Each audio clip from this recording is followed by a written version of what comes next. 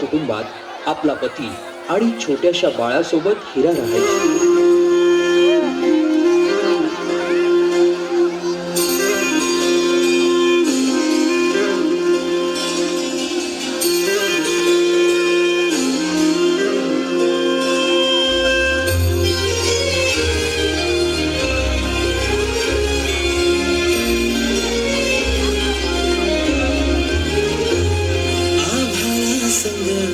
मातीचं नांदन जीव झाला चकवा चांदन आभाळा संग मातीचं नांदन जीव झाला चकवा चांदन दिवसाच दिस त्यात तारया नभामध्ये दिवसाच दिस त्यात तारया नभामध्ये जगन हे न्यार झालं जगन हे न्यार झालं जगन हे न्यार झालं जगन न्यार झालं.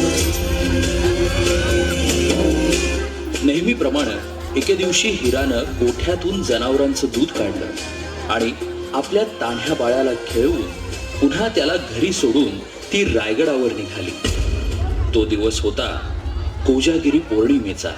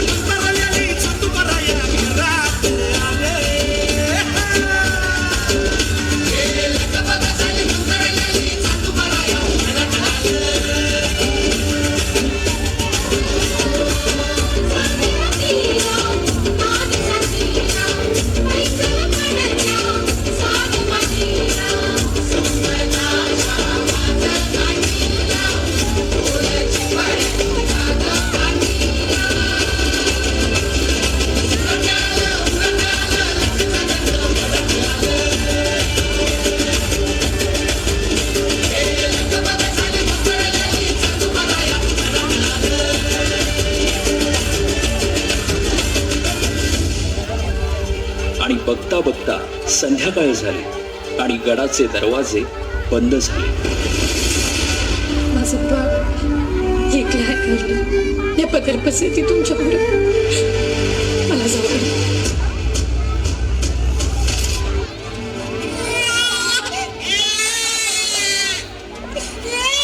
कमलेला जीव पुन्हा उमलून येई कानी येते हाक जेव्हा आई आई आई दमलेला जीव पुन्हा उमलून येई कानी येते हाक जेव्हा आई आई आई आई आई आई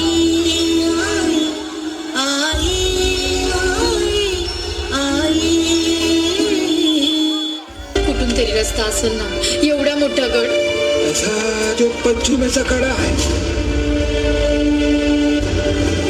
तिथं ना तटबंदी ना बुरुज कडा असा भरत होतो तिथून फकस्त वारावर येतो आणि पाणी खाली नागतो. माझं बाळ आई भावाने राहील पाठीशी उभी. आई बाबानीला समधीकडे पोचता येत नाही म्हणून तर तिनं आई बनवलं. पोटासाठी जरी रोज हिंडते पाऊल कान घेते क्षण क्षण पिलांची चाहूल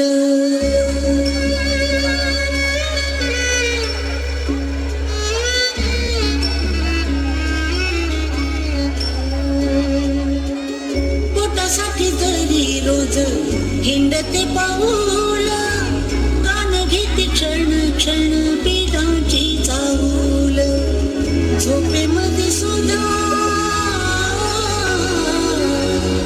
झोपे